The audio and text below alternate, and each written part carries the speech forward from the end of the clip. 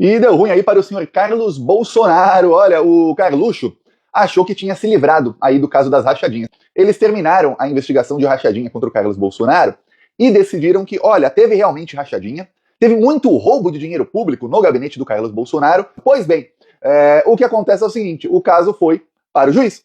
Eles fizeram a denúncia contra 7 ex-funcionários do Carlos Bolsonaro aí pela prática de rachadinha. Tanto os que eram funcionários fantasmas e eles pegavam, às vezes, até o salário inteiro e mandavam para o chefe de gabinete do Carlos, como para o chefe de gabinete do Carlos. Todos foram denunciados por crimes que chegam aí a mais de 20 anos de prisão. Eis que o caso chegou no juiz, aí esse é o problema, né? Ele combina com a Polícia Civil, que está dominada, ele combina com o Ministério Público do Rio de Janeiro, que está dominado, e ele esqueceu de combinar com o juiz. Chegou no juiz, o juiz falou, tem prova contra o Carlos sim. Eu não aceito isso. A coisa tá feia. O que disse o juiz do caso e mandou? Vai pra cima do Carlos? Sim.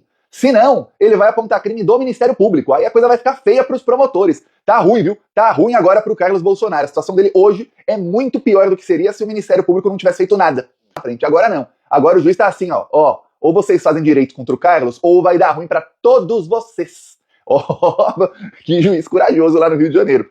Pra você ter ideia, quando o Ministério Público era o Wilson Witzel, o governador do Rio de Janeiro, o Ministério Público investigou todo o caso do Flávio Bolsonaro em um ano. E olha que nesse um ano, o senhor Dias Toffoli, que era presidente do STF, ele travou o inquérito por 5 meses. Mas fora esses 5 meses, demorou aí menos de um ano até, se forem descontar esses 5 meses. E aí o que acontece? No caso do Carlos, não. São aí 5 anos de investigações. Você fala, muita coisa. Por quê? Porque eles estavam pouco a pouco trocando ali, mexendo as pecinhas. Pois bem, eis que chegou no juiz, o juiz falou, não, olha só, tem um órgão do próprio Ministério Público que sugeriu para vocês uma coisa. O Carlos Bolsonaro declarou nos últimos 15 anos que ele tem seguro de saúde, ele tem plano de saúde, se alguma coisa acontecer, ele ficar doentinho, ele não vai para o SUS, ele vai para um hospital de 5 estrelas. Pois bem, ele não pagou o plano de saúde dele nenhuma vez. A própria investigação diz isso. Se ele não pagou, quem pagou? O que vocês vão oficiar os planos de saúde para saber quem pagou os boletos do Carlos Bolsonaro? Vocês estão falando que o chefe de gabinete dele não pagou nenhuma despesa dele? Peraí, agora, isso é notório, saiu na imprensa. O chefe de gabinete do Carlos Bolsonaro, que foi denunciado, ele pagou despesas do Jair e da Michelle Bolsonaro, mais de 100 mil reais. E aí? O Carlos Bolsonaro fez visitas no cofre dele. Pra quem não sabe o que é ter um cofre no banco, que não é todo mundo que tem, é o seguinte, não apenas a pessoa tem conta no banco, mas paga mensalmente, tem que pagar uma taxa.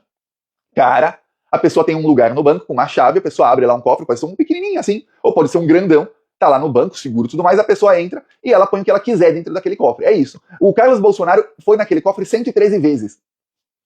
O assessor dele recebia dinheiro em espécie. O Carlos Bolsonaro ia no cofre. E aí depois há provas de que quando a família Bolsonaro comprava imóveis, o Carlos Bolsonaro no mesmo dia ia no cofre dele. Quer dizer, ele ia no cofre, pegava dinheiro vivo e comprava imóveis com dinheiro vivo.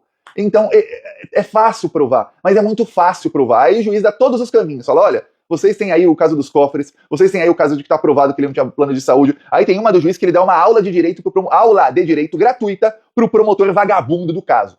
Olha só, o promotor diz o seguinte, olha, tem indícios de que o Carlos Bolsonaro cometeu atos de improbidade administrativa. Essa é uma infração cível. E ele cometeu isso ao permitir que parte dos seus funcionários fossem nomeados, mas não trabalhassem em seu gabinete. Ou seja, ele permitiu ter funcionários fantasmas e era ciente disso. Aí, o MP diz que isso não cabe a nós investigar esse caso, já que a gente tem atribuição criminal.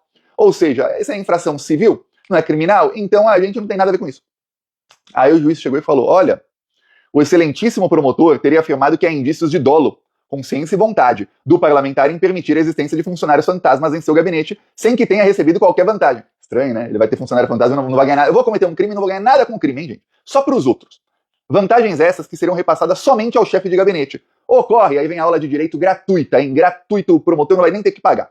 Ocorre que a redação do artigo 312, parágrafo 1º do Código Penal, peculato, traduzindo roubo de dinheiro público, permite a tipificação daquele que concorre para que seja subtraído em proveito próprio ou alheio. Ou seja, não interessa se vocês dizem que não provaram que o Carlos pegou parte da grana. Se ele intermediou para que outro pegasse, ele também é tipificado, ele tem que ser denunciado exatamente pelos mesmos crimes que o chefe de gabinete dele, porque o crime não teria acontecido se o Carlos não tivesse nomeado os funcionários fantasmas, porque afinal o chefe de gabinete não é vereador. Ele não pode contratar e demitir funcionários. Ele não pode contratar funcionários e falar, você vai ser contratado, você não vai trabalhar, você vai me dar parte do salário, senão eu te demito. Ele não pode demitir.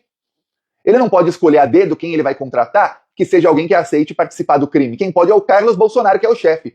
Então, não interessa se vocês dizem, não tem prova. Tem sim. Vocês estão dizendo que ele sabia, então pronto, ele cometeu o crime. Diz aí o juiz do caso.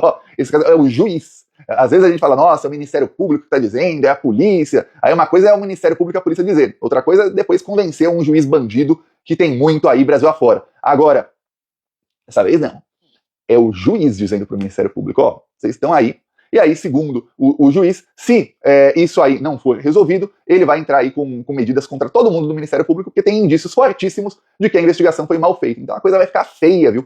Bem feia. Aliás, ó, parabéns aí pro juiz, porque ó, tá difícil ver juiz bom hoje em dia. Tá muito, muito difícil para vocês.